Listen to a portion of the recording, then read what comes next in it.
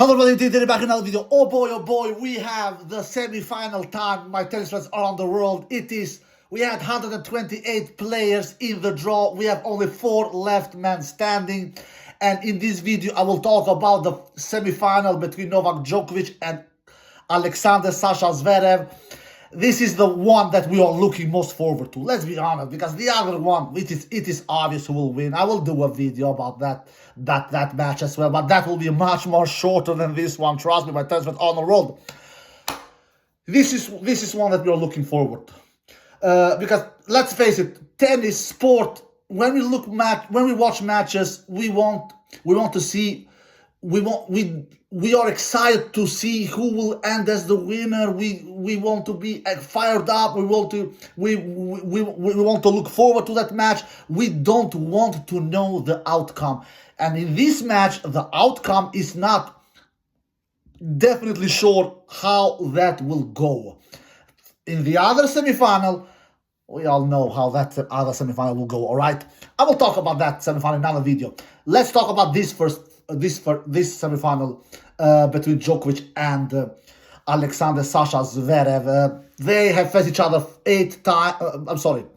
12 times, and it is 8-4 in the head-to-head to Novak's favor. And last time they faced each other was almost 2 years ago, 1.5 years ago. It was in that Cincinnati Masters 2023 in the semifinals, where Novak won that match. In straight sets, if I'm not mistaken. So that was last time. So they have not faced each other actually for a very, very long time. Zverev has never defeated Djokovic in Grand Slams. They faced each other in Grand Slams 3 times before, 1 time at French Open, 1 time at US Open, and 1 time actually here at Australian Open. They have played before here at Australian Open. And Zverev has never defeated Djokovic. So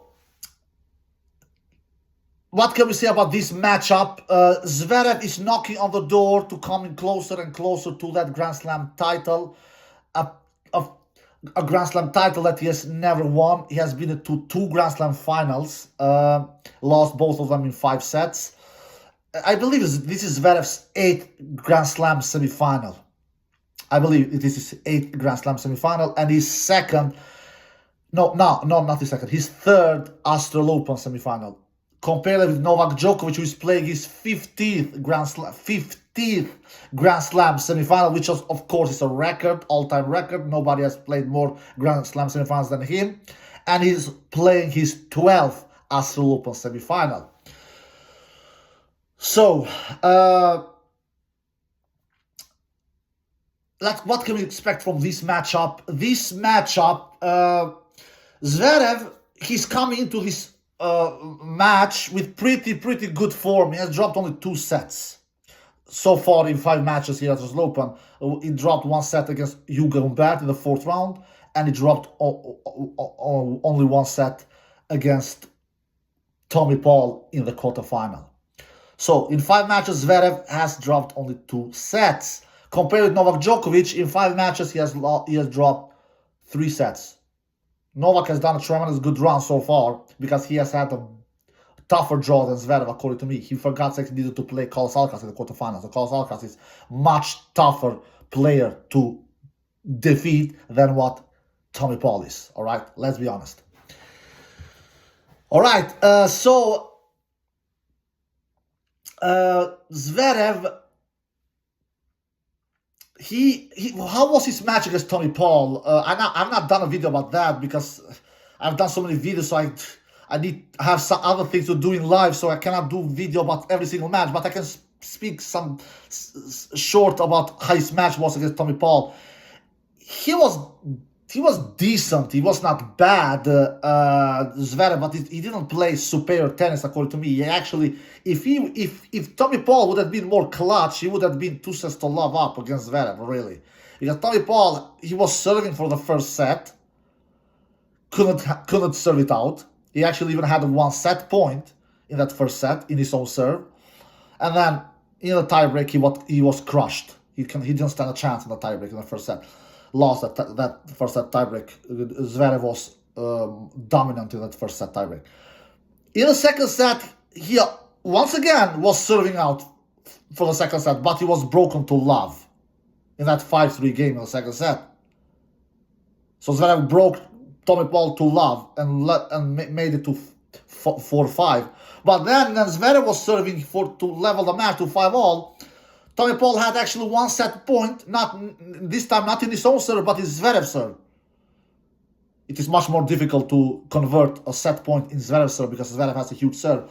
So, but he couldn't convert that either. So Zverev took that second set to tiebreak as well, and in that tiebreak, Zverev was much better than Tommy Paul and won that second set tiebreak convincingly, like he did in the first set tiebreak as well. So Zverev, he lands 69% first serve in that match against Tommy Paul. He won 72% when his first serve. He won 52% when his second serve, which is a decent number. It is not so amazing, but it is good. Okay, it is good. It does not bad, and it does 36 unforced errors and 27 winners. So it does 9 more unforced errors than winners. Zverev, so he was not super clean. He didn't do a super clean match. Tommy didn't do a super clean match himself. He did 44 winners and 56 unforced errors. So Tommy did 12 more unforced errors than winners. But Zverev won the match. So he was the better player. But with some bad luck, Zverev could have been 2 sets to love down against Tommy Paul. So I was not super deadly impressed from Zverev in that Tommy Paul match. Anyway, enough about that. Now the match against Novak Djokovic. According to me, Novak is the slight favorite here, to be quite honest. According to me. Novak, he's the slight favorite here. Zverev has never defeated Novak Djokovic in slams in 3 previous meetings. Has lost all those matches in 3 sets, 4 sets, and 5 sets. In French Open, he lost in straight sets. In Australian Open, he lost in 4 sets, and in US Open, he lost in 5 sets. So he has lost all those 3 Grand Slam matches against Novak Djokovic in straight sets, 4 sets, and 5 sets. So for me, Zverev he's slightly the underdog here. So I will talk about how Zverev can win this match. I will talk with the underdog first. So for Zverev to be able to win this match, he needs to be landing first serves over 70%. He cannot be under 70% in landing first serves, according to me. And he usually does that. Zverev is the player that lands the highest first percentage of first serves. It is Zverev who lands them. Nobody lands more first serves than him. So it is pretty good. He has pretty good chances in doing that. So that is a one big key Zverev need to have in that semi-final match against Novak Djokovic. And when he landed first serve, he needs to do damage beyond his first serve. Because let's be honest, my tennis fans all in the world, tennis matches are won which player does the biggest damage in the serve +1 game. All right. If you look at the numbers, the player who wins the 1 to 4 rally lengths, that is usually the player who wins the tennis matches. Djokovic won the 1 to 4 rally lengths against Carlos Alcaraz in the quarterfinal match. And Djokovic also actually won the 9+ shot rally lengths against Carlos Alcaraz as well. The only rally length Djokovic lost, which one it was not with much, was the middle rally length, the 5 to 8 shots. So Zverev needs to be sure to win the short rally lengths 1 to 4. He needs to finish the points, finish off Novak Djokovic. Not that Zverev can't hang with Novak. He truly can hang. Zverev is one of the few players who can hang with Novak Djokovic, especially on the cross-court exchanges, backhand to backhand cross-court exchanges. It is only Zverev, a peak Medvedev could do that. Of course, Sinner can do that. Sinner is a completely different story. He's just a beast at the moment, to be quite honest. Sinner is definitely the #1 player to defeat on all the hardcourt Grand Slams nowadays. All the hardcourt Grand Slams. But I'm talking about Zverev now. So Zverev, he can hang with Novak on those cross-court backhand exchanges, so he will not be afraid of that. And then he can hit the backhand down the line as well. Zverev is the greatest backhand in the world, according to me. He can hit that backhand in his sleep. So anyway, but Zverev is not he's not super fast, all right? He's not slow, but he's not fast as Alcaraz, he's not fast as Sinner, he's not fast as Djokovic as well. Even though Djokovic is 10 years older than Zverev, Djokovic is 37, Zverev is 27. According to me, Zverev is the better Djokovic is the better mover than Zverev. So he can test Novak's lungs, he can test Novak's leg, because we don't know how Novak's left leg will be, because he got himself maybe a minor injury against Carlos Alcaraz. So we don't know how his recovery will be. So he can test Novak's legs, and he can see how Novak will respond to that. But in the long term, Zverev needs to win the short rally lengths, 1 to 4 shots. That is another key for Zverev. Other key for Zverev is he needs to play closer to the baseline, because Zverev tends to be passive. And it works against 95% of the players on the tour. But when he plays against players like Alcaraz, Sinner, Djokovic, these three players, they are super elite, all right? They love to hug the baseline. All three of them, Djokovic, Alcaraz, and Sinner. They can play sometimes passive as well, but not many times. So they love to hug the baseline. And if Zverev gives them time, in this case Novak, if Zverev gives Novak time, Zverev will not stand a chance here. He needs to dictate here. He needs to be in charge here. He needs to bully Novak Djokovic around with heavy ground strokes, great depth on the ball, etc., etc. He needs to show Novak Djokovic that I'm here to win the match. I'm not here you to give me the match for free, because Djokovic is the greatest tennis player of all time to not defeat himself. It is not many tennis players. Djokovic and Nadal are the two greatest tennis players of all time to not defeat themselves. So if Zverev thinks and hopes that Djokovic will defeat himself, then Zverev is making suicide. He really is making suicide. So Zverev needs to beat Djokovic, because Djokovic will not beat himself. And one of the keys for Zverev to do that is to take charge, to dictate, hug the baseline, and not be passive. And also a fourth key for Zverev is, of course, he needs to take his chances, because Zverev will have a huge serve. He needs to take advantage of that serve. According to me, Zverev has slightly better serve than Djokovic. He maybe will not win more points than Djokovic behind the serve, especially behind the second serve. I believe Djokovic will win that second serve battle, like he did against Carlos Alcaraz when Djokovic won 58% behind his second serve, and Carlos won only 33% behind his second serve. But Zverev needs to at least try to use his big first serve. His second serve is not as huge, as dangerous as his first. So Zverev needs to try to win many points when his first serve. So that will also be a big key for Zverev. He needs to take his chances when he will have break match opportunities in Novak's serve, because he will have break match opportunities in Novak's serve. And the fifth key for Zverev is always the mental, because Zverev, he really is everything. He has backhand. He has one of the greatest backhand in the world, if not the greatest backhand in the world. He has improved his forehand. He has improved his serve, especially his second serve. He's not doing as many double faults as he used to do 2-3 years ago. So he more or less have the whole package. He's not the greatest mover out there, but he has more or less the whole package. His biggest weakness is his head.